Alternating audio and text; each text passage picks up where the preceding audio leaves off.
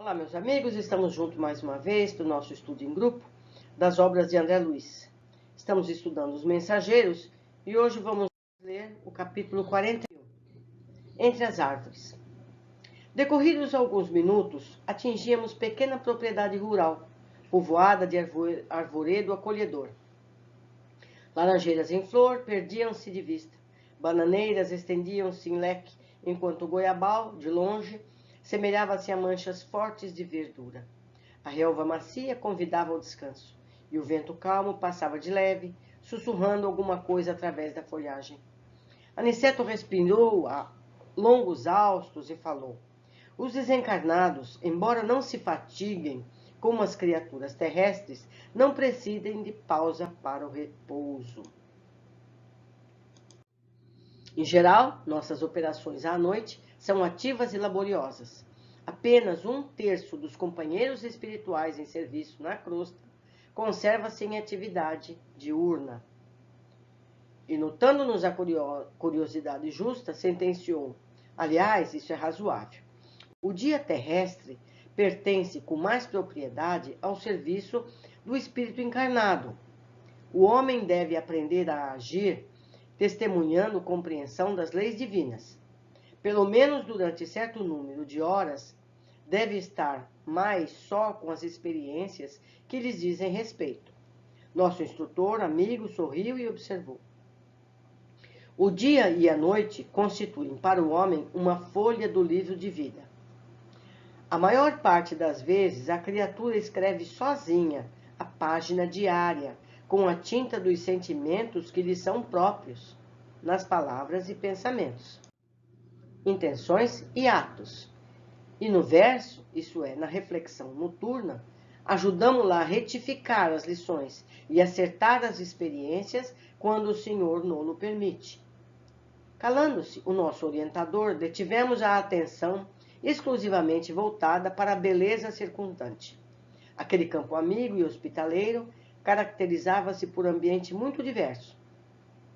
Não mais as emanações pesadas da cidade grande, mas o vento leve, embalsamado, de suavíssimos perfumes.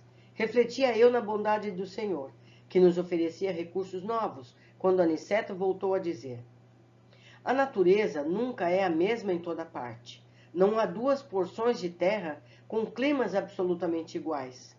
Cada colina, cada vale, possui expressões climatéricas diferentes. É forçoso reconhecer, porém, que o campo, em qualquer condição, no círculo dos encarnados, é o reservatório mais abundante e vigoroso de princípios vitais. Em geral, todos nós, os cooperadores espirituais, estimamos o ar da manhã, quando a atmosfera permanece igualmente em repouso, isenta dos glóbulos de poeira convertido em microscópicos balões de bacilos e de outras expressões inferiores. Entretanto, os trabalhos de hoje não nos permitiram o descanso mais cedo. Apoiamo-nos no veludoso relvado e, percebendo-nos a sede de saber, Aniceto prosseguiu: assim me explico. Porque na floresta temos densidade forte, pela pobreza das emanações em vista da impermeabilidade ao vento. Aí o ar costuma converter-se em elemento asfixiante, pelo excesso de emissões dos reinos inferiores da natureza. Interessante. Na cidade, a atmosfera é compacta e o ar também sufoca, pela densidade mental das mais baixas aglomerações humanas. No campo, desse modo, temos o centro ideal. Indicando prazeroso as frondes balouçantes, acentuou: reina aqui a paz relativa e equilibrada da natureza terrestre. Nem a selvageria da mata virgem, nem a sufocação dos fluidos humanos. O campo é generoso caminho central, a harmonia possível, o repouso desejável. Embalados pelo pio de algumas juritis solitárias, repousamos algumas horas, magnificamente asilados no templo da natureza. Com as primeiras tonalidades do crepúsculo, Aniceto nos convidou a passeio rápido pelas imediações. A gente conclui que eles passaram o dia todo aí. Que eles chegaram de manhã, ficaram conversando ali na relva até o crepúsculo. Reconhecia que estavam muito mais bem dispostos. Somente depois de nos locomovermos por alguns minutos, observei que na vizinhança havia grande quantidade de trabalhadores espirituais. Em face das minhas interrogações, nosso mentor explicou bondosamente. O campo é também vasta oficina para os serviços de nossa colaboração ativa. E apontando os servidores que iam e vinham, considerou: o reino vegetal possui cooperadores numerosos. Vocês possivelmente ignoram que muitos irmãos se preparam para o mérito de nova encarnação no mundo, prestando serviços nos reinos inferiores. Atentemos. O trabalho com o Senhor é uma escola viva em toda parte. Nesse momento, nossa atenção foi atraída por significativo movimento na estrada próxima. Dirigimos-nos para lá, seguindo os passos de Aniceto, que parecia adivinhar o acontecimento. Observei então um quadro interessante. Um homem jazia por terra numa poça de sangue, ao lado de pequeno veículo sustentado por um muar, impaciente, dando mostras de grande inquietação. 2 companheiros encarnados prestavam socorro ao ferido, apressadamente. É preciso conduzi-lo à fazenda sem perda de tempo, dizia um deles aflito. Temo haja fraturado o crânio.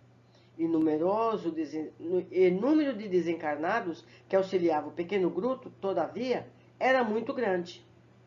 Então, haviam 2 encarnados ajudando o ferido e um grande número de desencarnados ajudando. Um amigo espiritual, que me pareceu o chefe daquela aglomeração, recebeu Aniceto e a nós com deferência e simpatia. Explicou rapidamente a ocorrência. O carroceiro havia recebido a patada de um burro e era necessário socorrer o ferido. Serenada a situação, viu o referido superior hierárquico chamar um guarda do caminho e interpelando: Glicério, como permitiu semelhante acontecimento? Esse trecho da estrada está sob sua responsabilidade direta.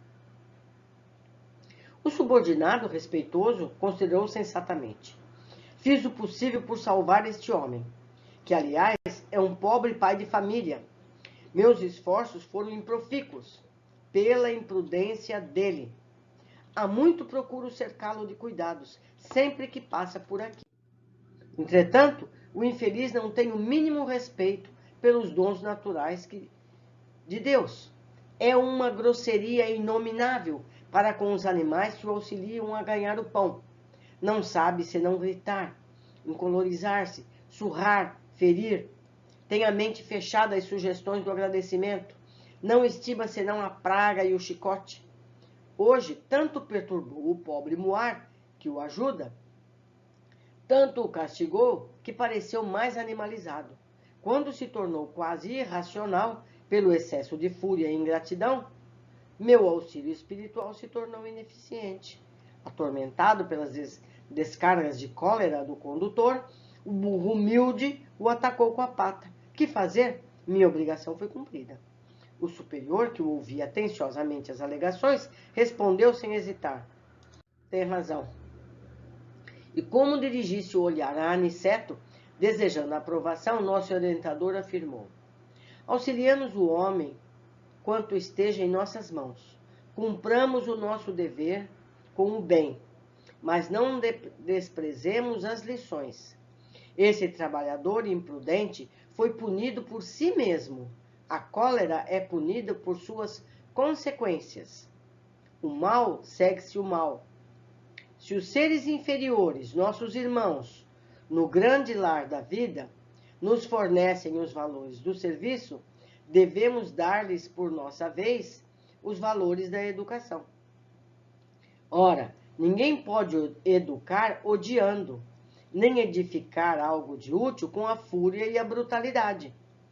E, indicando o grupo que conduziu o ferido a uma casa próxima, concluiu imperturbável: como homem comum, nosso pobre amigo sofrerá muitos dias chumbado ao leito, entre as aflições dos familiares, Demorar-se-á um tanto a restabelecer o equilíbrio orgânico, mas, como espírito eterno, recebeu agora uma lição útil e necessária. Altamente surpreendido, reparei a grande serenidade do nosso orientador e comecei a compreender que ninguém desrespeita a natureza sem o doloroso choque do retorno a todo tempo. Essa lição foi importantíssima. Vamos ver as observações que eu fiz quando eu estudei essa lição. Aniceto diz que a maioria das atividades espirituais de auxílio ocorrem durante a noite. Apenas 1/3 atua também durante o dia. Explica que o dia é espaço para os encarnados. Tempo em que têm oportunidade de agirem segundo as suas competências morais. A noite é tempo de refletir sobre o que foi feito e são ajudados quando for permitido pelo alto. Aniceto descreve as diferenças entre as emanações das florestas, muito densas e asfixiantes, assim como nas cidades. Diz que os campos são mais benéficos. Concluímos que os extremos não nos convêm. É preciso que o ar corra livre e limpo. Interessantes são essas observações. Se bem que na Terra não são muito frequentes as florestas densas. A gente vê isso na Amazônia e em certas terras tropicais, né, que eu saiba. Seguindo, André observa a movimentação de trabalhadores e Aniceto explica.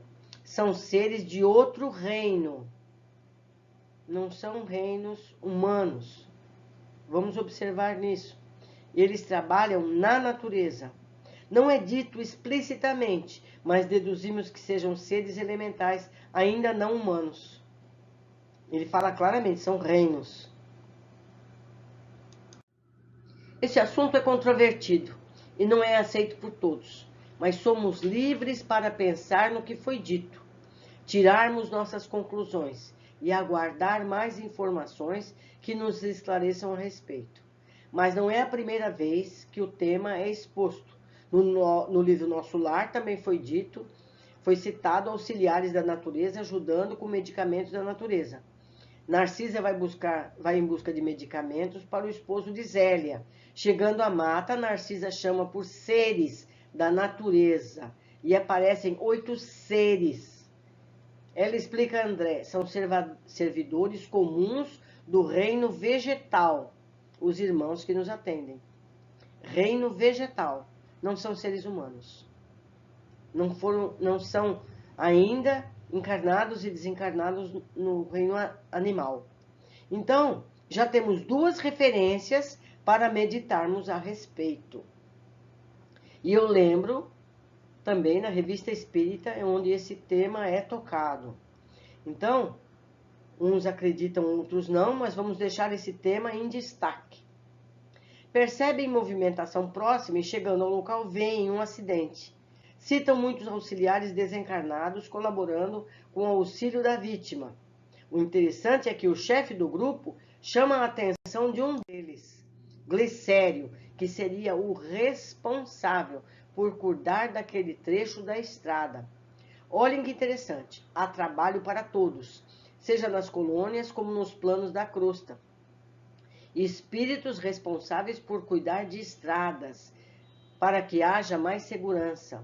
Mas no relato, Glicério explica que o fato se deu por imprudência. Por várias vezes ele havia ajudado o carroceiro, mas este sempre se mostrou grosseiro e violento para com o animal, que o ajudava a ganhar o sustento. As atitudes violentas do carroceiro não permitiam que esse fosse auxiliado. Violência gera violência. Glicério fez o que pôde. Mais uma vez, temos uma importante lição. Nossos pensamentos e atitudes norteiam os fatos que vivemos. E eu completo aqui um pouquinho mais. Não estava destinado esse carroceiro a sofrer esse acidente. Ele não precisava ter esse ferimento. Não estava no plano dessa reencarnação. Mas a atitude grosseira, violenta dele, naquele momento, gerou um fato de mesma intensidade para com o corpo físico dele. Então a gente precisa atentar para esses pequenos detalhes. Nem tudo que nos ocorre é resultado do nosso passado. Muitas vezes é o presente que a gente busca uma confrontação imediata. E como lhe foi dito, ele teve a lição imediatamente. Ele vai sofrer fisicamente e vai aprender espiritualmente. Então, a espiritualidade aceita isso e nós devemos aceitar também. Foi uma lição muito produtiva. Eu espero que vocês completem esses comentários, observem detalhes que eu não fui capaz de encontrar, tragam para o grupo, para que todos possamos aprender juntos. Um grande abraço, até o nosso próximo encontro.